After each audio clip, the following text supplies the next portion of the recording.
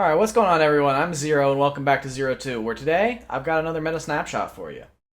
Today's Meta Snapshot is going to be a weird one for two reasons. One, my main PC broke, so I am now working off my backup Mac, which I haven't really used before, so bear with me with we go through everything. It should be fine, should be pretty normal.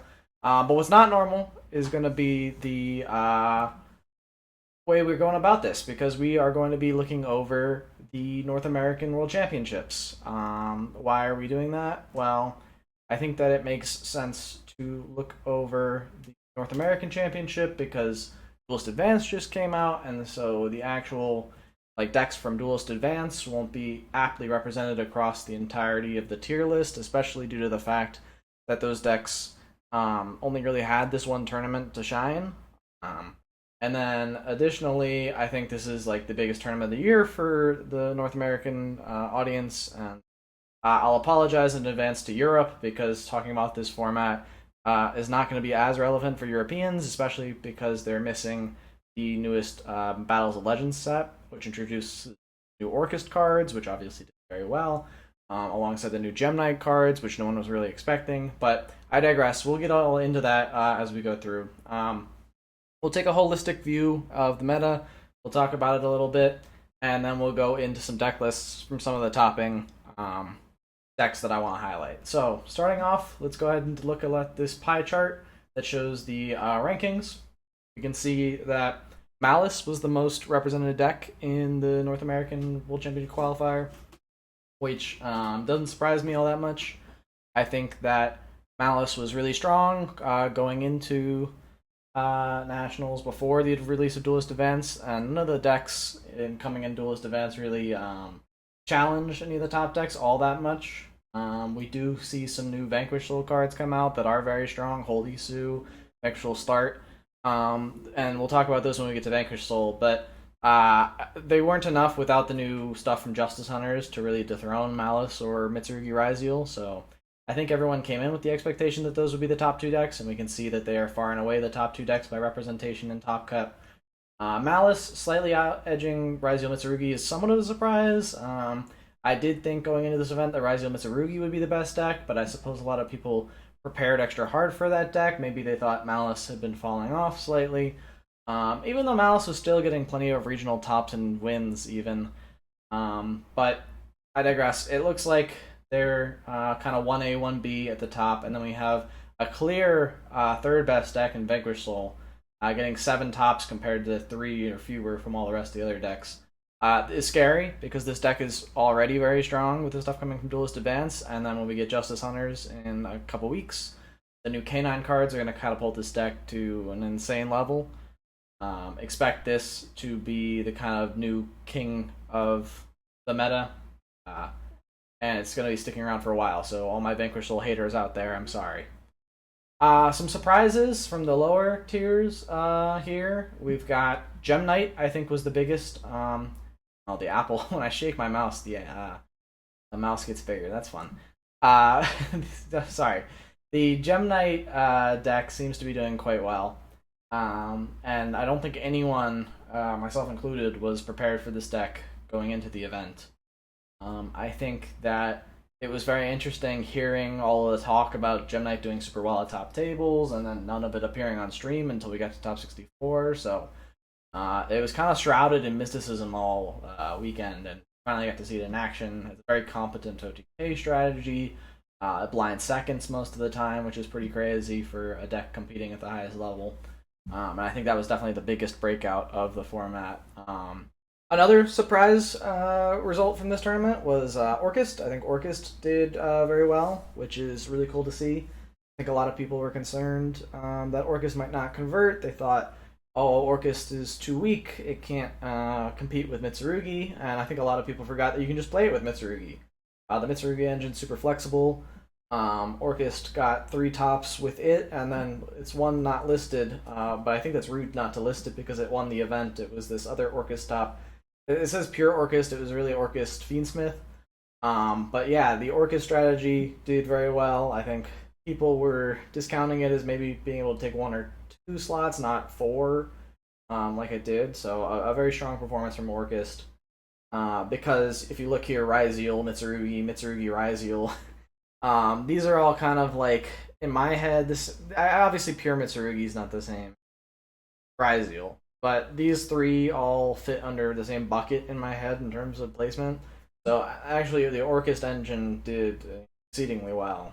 Definitely, probably the fourth best deck in the room if we keep bucket. Which maybe it's not fair to keep bucket because pure Ryzeal does play slightly, and the pure Ryzeal options, there's a couple of them.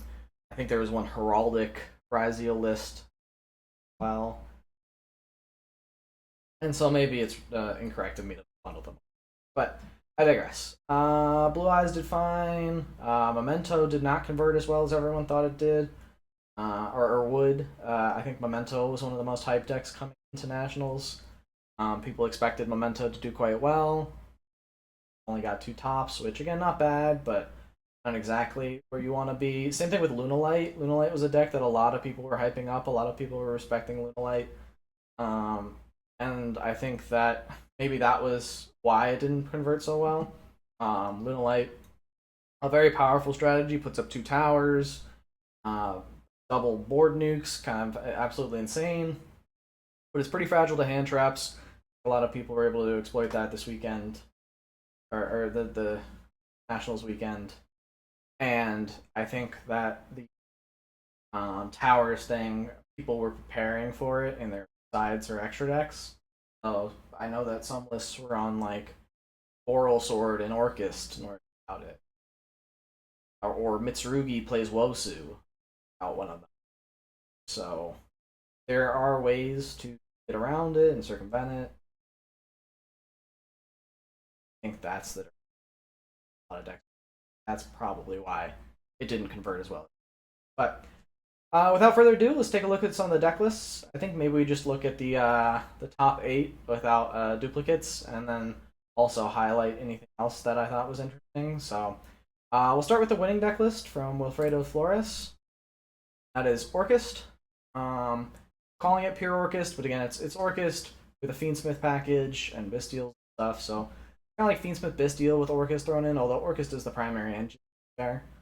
For those unfamiliar, because I don't think we've covered them on my channel before, the Orchest cards are really powerful, sweet Dark Machine monsters that all have its really powerful grave effects. Harpour letting you banish it to summon another Orchest from deck. Simple Skeleton banish to revive any Orchest. They hadn't seen much play since 2019 when they were first released, where they were a huge dominant meta threat. One, because Harpour had been banned for quite some time, and then 2, because power creep has caught up to them at this point. What was dominant in 2019 now can barely compete with any of the top decks, even at full power. So what they really needed was some new cards in order to catapult them to the edge. They got that in the new custom link one, Galatea.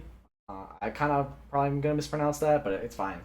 It's a link one that requires any Orchest or World Legacy monster. That includes the token you can summon off of Girsu, making it. You discard a card, add a World Legacy monster or a Babble to your hand, so that either searches you your in-archetype field spell, which is a lot of your interruption that you set up. It helps make that a bit more layered because all of your stuff becomes quick effects, which is pretty interesting.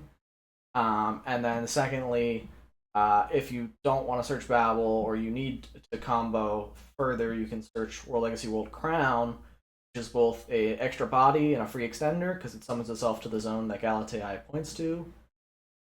And then additionally, if you can leave it as an end-board piece, because it's also a special summon from the extra deck monster negate, which is quite powerful, as we saw in the finals. Poor Malice player did not read this card properly. Lost the game. How this card works. So make sure you read your World Crown, kids. But yeah, other than that, I mean, the Fiendsmith stuff needs no explanation. I think all of that makes sense. I guess the powerhouse behind the Orchest engine has always been setting up Orchest Crescendo, their archetypal counter trap that is just an Omni Negate and Banish. Crazy. So that's kind of the main setup. They one card combo into making Crescendo, and then when the Orchest, or sorry, not the Orchest, in the Fiendsmith variant, they're able to take bodies and convert them into Fiendsmith links. Notably, you have to do that before you start using your grave effects because those all lock you into darks. But main starter combo with Girsu does not lock, so you can very easily to your Fiendsmith stuff and then work back to your stuff.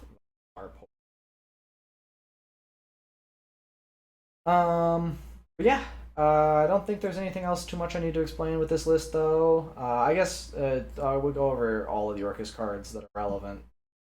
Folks might not be familiar. So, in Girsu, the Xyz monster can be slapped on top of any Link monster, making it super generic. Or sorry, any Orcus Link monster, except for the Link one, which can't be used as. But he on summon either recurs at a banished Orcus from your banish zone. It can actually be any machine if you end up playing like a World Wand or something like that. This list isn't on, but that can be really strong. Or the arguably better effect is it non-targeting sends a card on the field to the graveyard. I guess specifically a card your opponent controls. But this is whenever it's special summon, not whenever it's Xyz summon. So on your opponent's turn, if you have Babble up and a Skeleton in rotation, you can use it as a quick effect in order to summon this back on your opponent's turn and have a non-targeting send. That can be absolutely lethal. Their other main interaction comes in the form of Enlil Girsu, who has one, arguably two relevant effects. Mainly the first effect is what's relevant. It is a snatch steal and a recursing tool, allowing you to add back a banished Orcus card and then shuffle a card from your hand into the deck. So it doesn't give you an advantage necessarily, but it does allow you to then steal an opponent's monster non-targeting.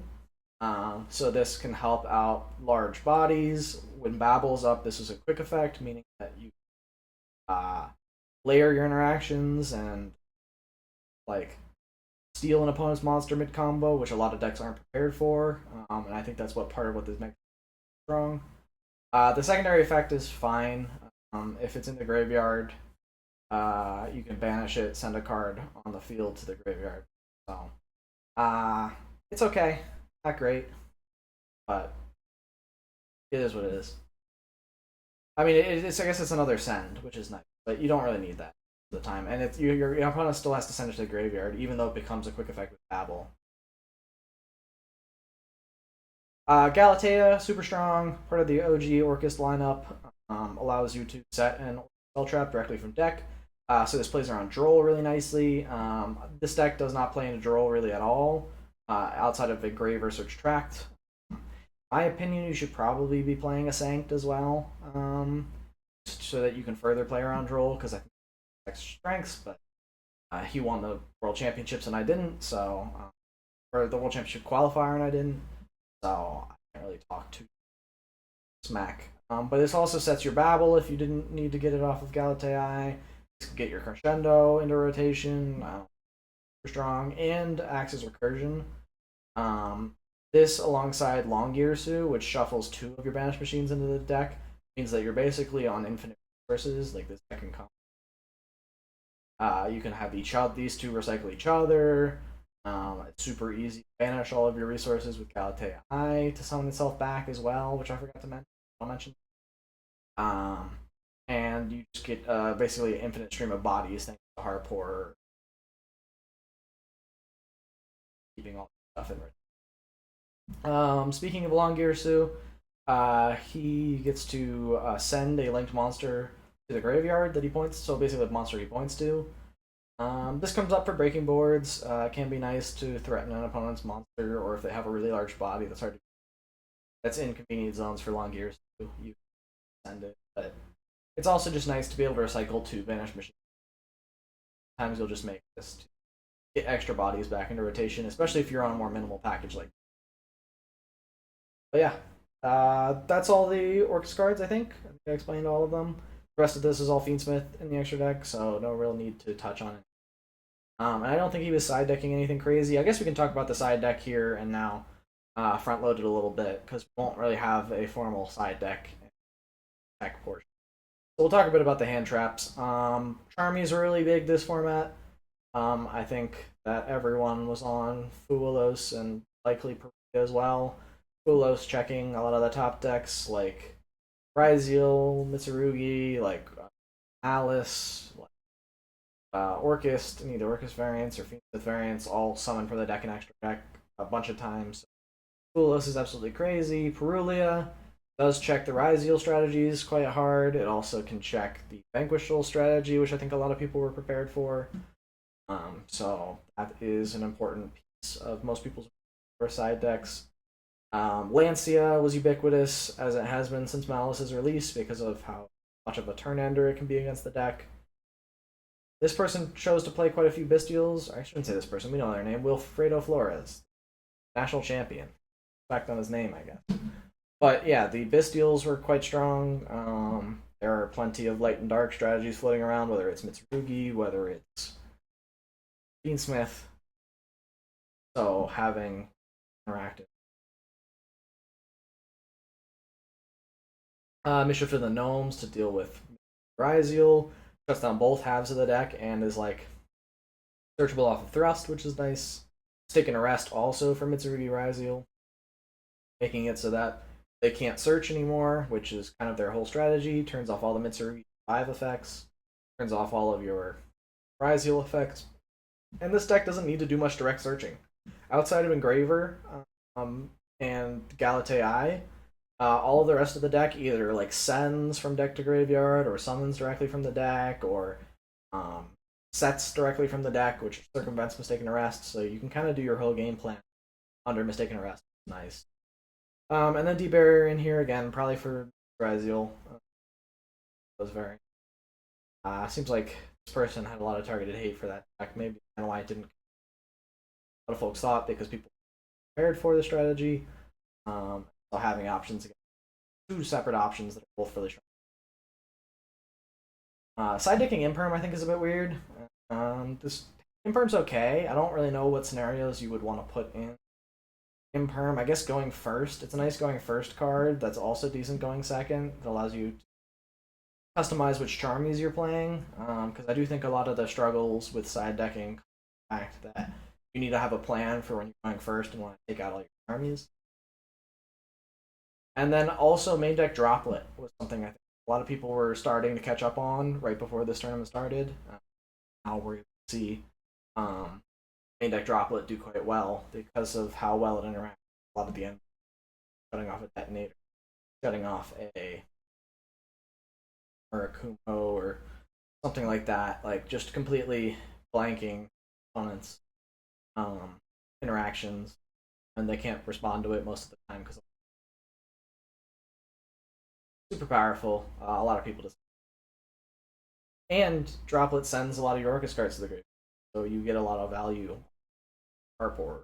Now you've got a Harpor. Start your combo. Normally, Harpor is a combo starter, but having to waste your normal summon on it feels a bit weak, especially when Ursu feels so much better, so having options there is. But yeah, we talked a lot about Orchist. Let's get back to talking about the rest of. I don't know why this site is loading so slow.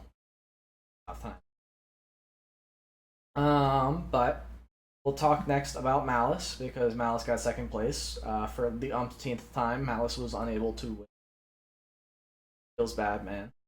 But to no one's surprise, Malice did quite well. Took the most slots by pure count there, although I know it was funny at the event, a lot of the casting labeling for the top decks by the official Konami team, like breaking up Malice versus Adagnister Malice versus Bestial Malice. And it's like all of them are basically playing the same sweet stuff. There's no real need to debate here. But as for Malice, the ratios are pretty straightforward post-ban list. Ban list, so it's just 2, 3, 2, the maximum copies of the normal main deck ones. A lot of people are on 3 March here, some are on 2. Really depends on the deck list. Some are even only on 1. I do think March Hare is quite strong. The newest addition to the team, stronger additions, came out alongside the new Adagnister cards, which provide insane amounts of extension, recursion, value to the deck, giving you a bunch of link bodies, ways to summon back Malice monsters from the graveyard to keep comboing, summon all of your link monsters. They only require including a Malice monster the majority of the materials don't even have to be, which is this person decided to be on main deck GWC. I know a lot of people are putting this in the side deck, main decking the MTGO7 is their main form of like option to set off of the white binder and or the white rabbit. Red Ransom is becoming a more frequent of a combo starter just because of how strong it is to.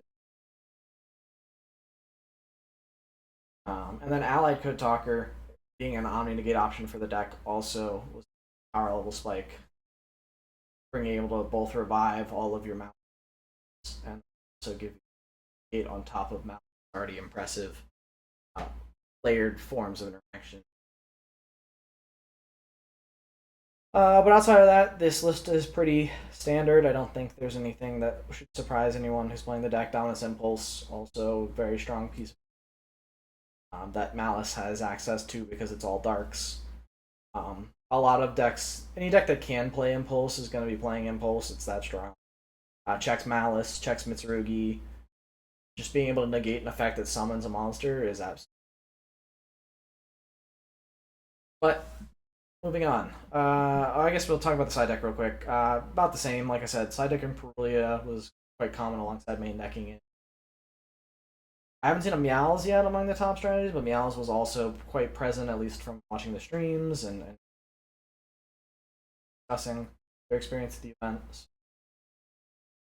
Surprised I haven't seen it yet, but we only looked at 2 decks. Lancia, of course. Nibiru, something that a lot of people were citing remaining. Really strong into the Malice matchup.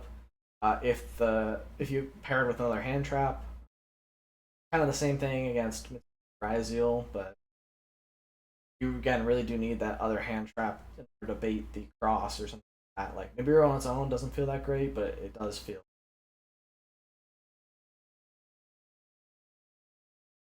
Cool. Going back and loading once again. I don't know. I don't think I'll cut it. I think you're stuck here sitting with me.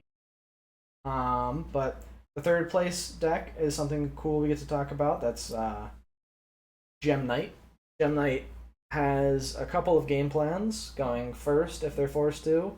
They're a very competent level 4 spam strategy, meaning that they can frequently make Flame Banshee to get into Nemesis Flag, to get Protoss, and then a bunch of your Gem Knights are different attributes. You've got Earth, you've got Darks for your Shaddolls, you've got a Light in Neparim, you've got Dark, Hollow Core. So there are plenty of ways to get multiple different attributes into the graveyard, which is nice. The new cards that make this deck really sing are Neparim, which is one of the best starters for the deck. Allows you to add any Gem Knight card on summon, and then during the main phase gives you additional normal of a gem monster. Means that Gem Armadillo is also quite a good starter or extender in combination with Neparim. Being also able to search any Gem Knight monster. Hollow Core, a fantastic extender, allowing you to Bush Burial a Gem Knight fusion or a Gem Knight summon itself, and that also acts as a gate while it's in the graveyard, which is quite cool. Helps you push through boards and OTK. And then they're just on a bunch of board breakers, stuff like Duster, stuff like Lightning Storm, Talents. A lot of people are on Sales Ban this weekend, a way to deal with either Droll if you were Raziel, or shut down a opponent's card that they have on the field, because unlike something like Prohibition, which can't call a card that's already on the field, Salesman can call a monster as completely shut it off, or at least force them to respond and negate the Salesman. Already dealt with it. And then their newest fusion card, Gem Knight Dispersion, is also quite crazy, because it's both a fusion spell and a Rhoda. You can do both of those effects in the same turn if you use it twice. So it either adds a gem monster or fusion summons gem fusion. Crazy. It also allows you to use monsters from your deck or extra deck if you have Gem Knight Fusion in your graveyard. get in there with Shaw Holocore, bonkers. And then Shadal Fusion's in here too as a way to make El Shadal Construct, combo off a bit with Shadal Genius, as a way to board break without using it. This deck's really strong. I think a lot of people were sleeping on it prior to the event. A lot of people weren't much on it. The new Master Diamond Dispersion allows you to quickly spam the board on rock fusions that can do a bit of damage. They also have like decent enough effects with like, one inflicts piercing battle damage. I think one of them's a pop. When it inflicts battle damage, you will destroy monsters. So ways to push for. Oh, this is the pop. Where's the pop? Ways to just push through. Cool. Yeah, I don't think there's anything else to talk about. It looks like they're on side deck with Gusko, which I think is funny.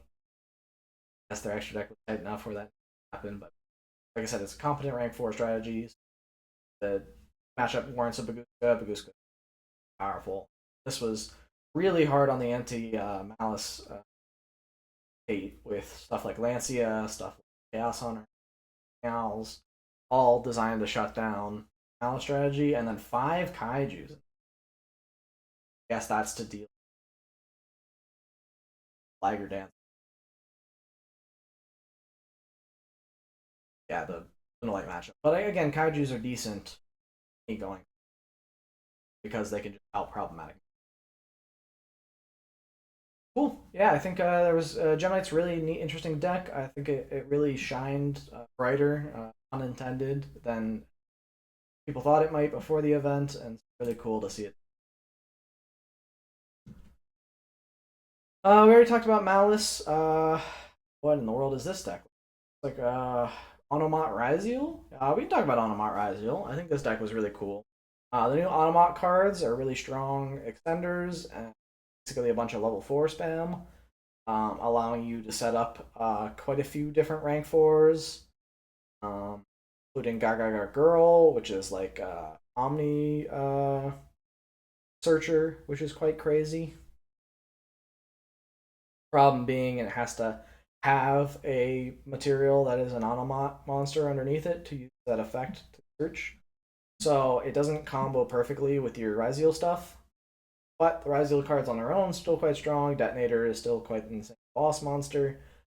And this deck just seems to be on the suite of best rank 4s they could be playing. They're still on the Ouroboros hand looping stuff that Raziel has. Otherwise, they're on just max consistency. The maximum copies of all the best main. Oh, and they're on Plasma Hole too, which not a lot of Raziel decks have been playing, but this is a pretty neat card, allowing you to have layered interaction Raziel, which you already do have with Cross, but well, giving you pops in the form of a trap card is quite cool, and it allows you to perform an Xyz summon on your opponent's turn, meaning that you can summon out any interruption, put more 4s on the board. Stuff like Ecclesia to Gravediggers on your opponent's turn could be really, really nice. Even summoning something like a Baguska when you thought they had board. Need to see. And then there's this card here in the side deck, which I just zeroed in on and I've never read before. We'll read it here together. It seems to be the Onomat Omni Negate. So going first, this is presumably searchable. I don't know how it is.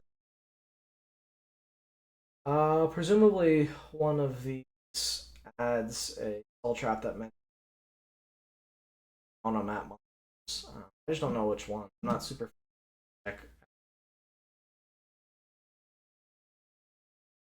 Gloves? But still, a powerful piece of Omni Negation that allows you.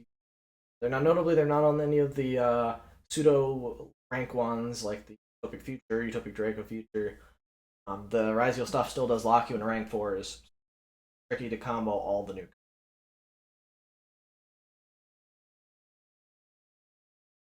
Cool. Mitsurugi Fiendsmith. I don't know if we need to talk about pure Mitsurugi. We already talked about. I guess we haven't talked about Mitsurugi at all. What am I talking about? None of the decks have been Mitsurugi yet. We'll talk about Mitsurugi quick. Um, Not too much of a surprise that Mitsurugi did very well this tournament. The engine was touted as being potentially the best engine coming into the weekend. Had great tournament results to show for it. Pablo Kiri, an absolute custom card that just catapults the whole insane level of consistency, resiliency. The amount of starters you have with triple Habakiri, triple prep, rares, means that you're very likely to see a Mitsuri monster most of the time. Pairing it with pretty much any engine you want, because anything means that it either gives you a lot of link bodies to work with, or it just acts as a nice powerful piece of board. All you need is to retain one prayers in your hand for the end board, and that gives you a Murakumo board wipe, and gives you the Murakumo pseudo negate. So really not much investment. You can use all of the bodies if you fodder for Queensmith stuff. You can link fodder for the Orcus stuff. The engine's absolutely crazy. Likely to get hit on the upcoming list, which we've learned now not going to be until after Worlds. So we're in this format for quite some time, which is another reason why I wanted to important to understand now that we know that this is a format that's solidifying. However, I will call out, and I don't remember if I fully called it out at the start of the video, but Justice Hunters is coming soon, and that is truly gonna shake up the format as we know it. I do think that Mitsurugi is strong enough that it will compete at the highest level with the top Justice Hunter strategies. I don't think Yummy or K9 or Dragon Tail are quite strong enough in order to dethrone Mitsurugi completely. I do think that likely K9 and Vanquish Soul will be the best deck, but I think a close second will still probably be like some sort of Mitsurugi variant, whether it's pure or Iziel, because the deck is so adaptive. And then I think probably something like a Yummy is right up there with it as well. Maybe that's 2 and this is 3. I certainly don't think Mitsurugi's going anywhere at so. As I mentioned, Wosu was a pretty common card to side deck in the strategy alongside their counter trap. Counter trap for going first, Wosu for going second against strategies with towers because it tributes for cost to summon itself, and it's not an activated effect, so it dodges like the unaffected towers effects of Tiger Dancer. We can see that Charlie was on Gorgon of Zephylonia. An option to make off of an IP that you can set up with this deck in order to go ahead and negate activated effects of monsters it points to. So if your opponent can always negate it with Gorgon, assuming you have both EMZs available to you, because this can point to the field, which is pretty crazy. And then otherwise, you can just go into SP or Dynamondo and still have that as part of your extra option off. And this deck doesn't really require much extra deck space. I guess outside of if you're playing the Fiendsmith variant, it probably does. But for non-Fiendsmith variants and pure Mitsurugi, the extra deck space is quite forgiving, even so much so that a lot of pure Mitsurugi variants are playing Pot of Extravagance. So this gives you some options to play some tech cards. But yeah, looking down here, I think the last deck we'll want to talk about is Vanquish Soul. I'm glad that that's one of the last decks that top 8. There are a lot of other cool strategies. I wish I had more time, but I do want to keep this relatively compact since we are only focusing on. But I think Vanquish Soul is too important to not talk about because of how impactful I expect this deck to be, especially when paired with the King stuff moving forward. But as it stands now, it's still a extremely competent strategy. With the addition of Holy Sue, the combo starter, hand trap, all in one insane card, and Vanquish Soul start the new. For those unfamiliar, Vanquish Soul are a series of monsters that have effects based on revealing attributes of monsters in your hand. So Brazen on summon is the main starter, allowing you to add any Vanquish Soul monster from deck to hand. Then you can also use reveal effects to either reveal a fire, and it can't be destroyed by card effects, or reveal a fire and a dark to pop cards in its column.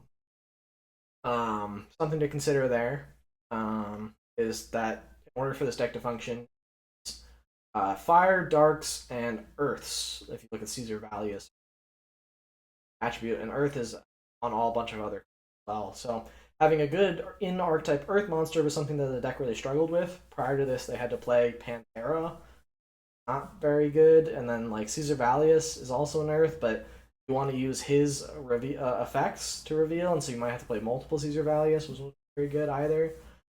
So that's something that this Holy Sue fixes, as well as the fact that it's completely custom. So during the main phase, that's either player's main phase, you can reveal another Vanquish Soul and summon this card from your hand. And then as a quick effect, you can reveal an Earth and a Dark and snatch steal an opponent's monster, which is crazy. Or you can reveal a Fire Dark and summon any Vanquish Soul from deck that's not a Psychic. So that gets you your Raisin, which can search, and then access to Caesar Valius or Heavy Borger, which gets you to Interruption. Basically, you get to play on your opponent's turn 0, which is absolutely. You get to set up interactions and build your entire board while your opponent is trying to combo off. And that's kind of the direction that Yugi is heading. K9 adds even more turn 0 options for this deck. A lot of the other top decks, like Dragon Tail, have turn 0 options. And so that's what we're going to be expecting to see out of Vanquish Soul. A lot of turn 0 plays if they open Holy Sue.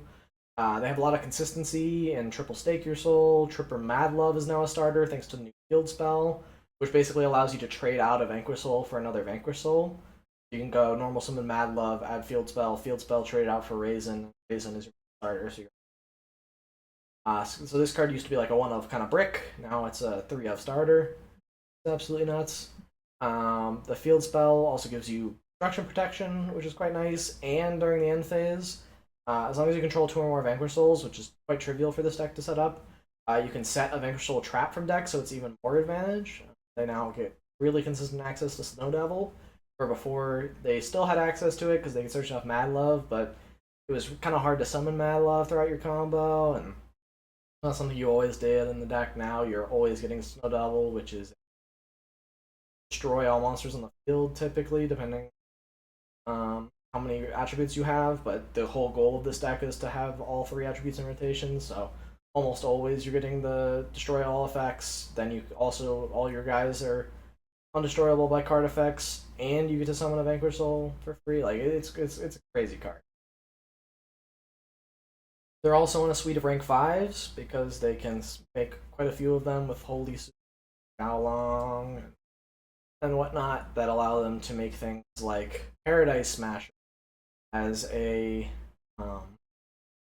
monster floodgate. Basically, your opponent can't activate monster effects for the rest of the turn, or for the rest of their turn, while I have made this with 3 or more materials, because you can attach 2, roll a dice, and then third material to make yours the higher number. Or, sorry, you have to make your opponents the higher total. But you get what I'm saying. You can manipulate the dice rolls and basically floodgate your opponent out of the game. They also get access to Nash Knight and Chaos Nash Knight as a ways to make monster steals. They get access to Umber Horror Masquerade as a way to get a monster negation. And it rips a card out of your opponent's hand and has their life points. Like, this card is crazy. Yeah, I think this deck is really strong and only about to get stronger. The main ways to interact with this best are Perulia. This deck summons a ton from hand. It almost doesn't summon from the extra deck, so it's despite all these really powerful extra deck options, they can just choose not to make them if you Fualos them, so it can be really tricky for Fualos to get you more than like 1 draw off Holy Sue, maybe 2 if they make Rock of the Vanquisher. But they can basically just sit on this rock, and that's full combo for them most of the time. Additionally, but yeah, so Perulia is quite strong against the deck. You're gonna need like non-monster based interaction to deal with Paradise Smasher, especially when K9 comes around. Yeah, it's gonna be tricky though. This deck is strong for a reason, and that it's kind of really hard to have anything that super hard floodgates the deck down. Stuff that stops searching too, like a Droll, is but not always like mission critical. So tricky. And yeah, with that, I think that's all I really wanted to cover for the North American World Championship qualifier. I hope you all have a better understanding of where the format's sitting right now. And like I mentioned, the format is about to get shaken up quite a bit with Justice Hunter. This is going to be around for the next couple weekends, but be prepared for Justice Hunter up. And as always, I'll be back to cover that as well, both a preview of Justice Hunters and a meta report once we get some more. But yeah, thank you so much for watching. I really appreciate you making it all the way here in this video. If you like this kind of content and want to see more, I put out regular meta discussion videos. I put out regular deck lists. I put out ban list discussion. Tons of different content related to Yuigoh. So if you want to see more of that, go ahead and subscribe to the channel. Go ahead and drop a like on this video so I can know that you want more. And without further ado, I'll see you all in the next one. Bye!